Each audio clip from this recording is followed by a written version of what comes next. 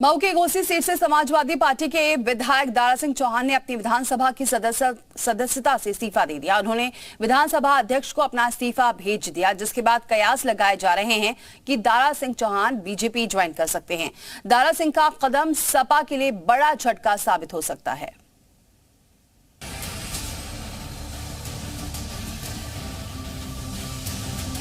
उत्तर प्रदेश में लोकसभा चुनाव 2024 को लेकर अभी से माहौल गरमाने लगा है। इसी के साथ उलटफेर और झटकों का दौर शुरू हो गया है। पिछले दिनों सुहेलदेव भारतीय समाज पार्टी के अध्यक्ष ओम प्रकाश राजभर ने दावा किया था कि समाजवादी पार्टी के कई विधायक उनके संपर्क में हैं।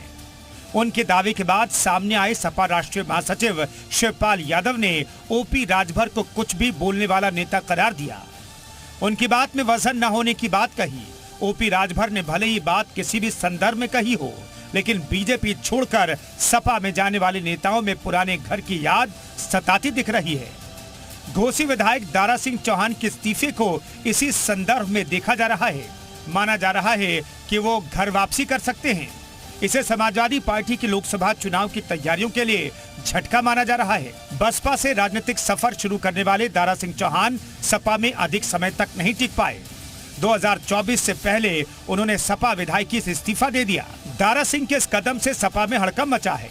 नेताजी हमेशा इस बात को कहते थे कि जब कोई पार्टी छोड़ के जाए तो उस पर कहीं कोई टिप्पणी नहीं करनी है। दारा सिंह जी वो पार्टी छोड़ के गए हैं, समाजवादी पार्टी उनको शुभकामनाएं देती है। आने वाले समय में जब वहां पे बाई इलेक्शन होगा तो समाजवादी पार्टी पिछले दलित, अल्पसंख्यक, किसान, मजदूर की लड़ाई को छोड़ के जाने वाले लोगों को जवाब देने का काम करेगी। चर्चा है कि वो बीजेपी में शामिल होकर मऊ लोकसभा सीट से चुनाव लड़ सकते हैं। दारा सिंह ने अपना इस्तीफा स्पीकर सतीश महाना को सौंप दिया है। सतीश महाना ने इस्तीफा स्वीकार भी कर लिया है। दारा सिंह योगी की पिछली सरकार में वन और पर्यावरण मंत्री थे। वहीं 2022 के विधानसभा चुनाव में बीजेपी छोड़कर सपा में शामिल हुए थे। सूत्रों के मुताबिक अब दारा सिंह यूपी में कमल खिलाने में मदद बीजेपी को करेंगे। भारतीय जनता पार्टी में दारा सिंह जी थे, समाजवादी पार्टी में गए थे और आज पुनः अखिलेश जी के चलते उन्होंने समाजवादी पार्टी छोड़ा है। निश्चित तौर पे हम ये कह सकते हैं कि समाजवादी पार्टी का पतन प्रारंभ हो गया है। दरअसल चौहान ओबीसी समुदाय से आते हैं और उनकी पूर्वांचल के अन्य पिछड़ी जातियों के वोटरों पर अच्छी पकड़ मानी जाती है। अगर दारा सिंह चौहान बीजेपी में आते हैं तो ये भगवा पार्टी के लिए एक बड़ा बूस्ट होगा, क्योंकि इसी इलाके में पिछड़ों के एक अन्य बड़े नेता ओम प्रकाश राजभर पहले ही बीजेपी के साथ जाते हुए दिखाई दे रहे हैं।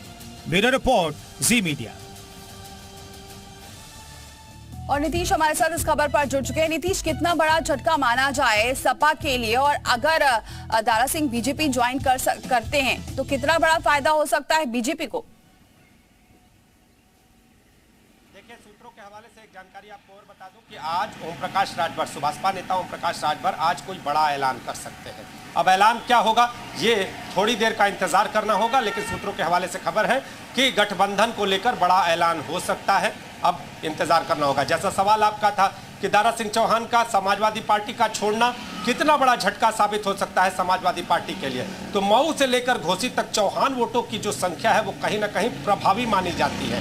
एक और राजभर वोटों की संख्या, मुस्लिम वोटों की संख्या और चौहान वोटों की जो संख्या है वो कहीं ना कहीं प्रभावित करती है चुनाव को। और ऐसे में अगर दारा सिंह चौहान अगर आज पार्टी को छोड़ते हैं तो कहीं ना कहीं समाजवादी पार्टी के लिए इन सीटों से चुनाव को निकालना मुश्किल है। और ऐसी स्थिति में अब समाजवादी पार्टी के सामने बड़ा सवाल खड़ा होगा कि प्रत्याशी किस जाति का खड़ा करें और वो उतना प्रभावी होता है कि नहीं। लिहाजा ये कहना गलत नहीं होगा कि समाजवादी पार्टी के हाथ से ये सीटें जाती हुई दिखाई दे सकती हैं। अब देखना ये होगा कि चुनाव किस तरह का उलटफेर लेता है। अब जिस तरह से दारा सिंह चौहान का एक बार फिर से बीजेपी प्रेम कहीं ना कहीं दिखाई पड़ता है, सूत्रों के हवाले से ऐसी खबर है कि वो घर वापसी कर सकते हैं, भारतीय जनता पार्टी को ज्वाइन कर सकते हैं। तो ऐसी स्थिति में चाहे वो ओम प्रकाश राजभर हो, चाहे वो दारा सिंह चौहान हो या अन्य जो नेता हैं जो घर वापसी के मूड में हैं, बीजेपी से कहीं ना कहीं गठबंधन के मूड में है, उनके साथ आने के मूड में है, समाजवादी पार्टी के लिए सोचनीय विषय है। अब आने वाले दिनों में जिस तरह से कहा जा रहा है कि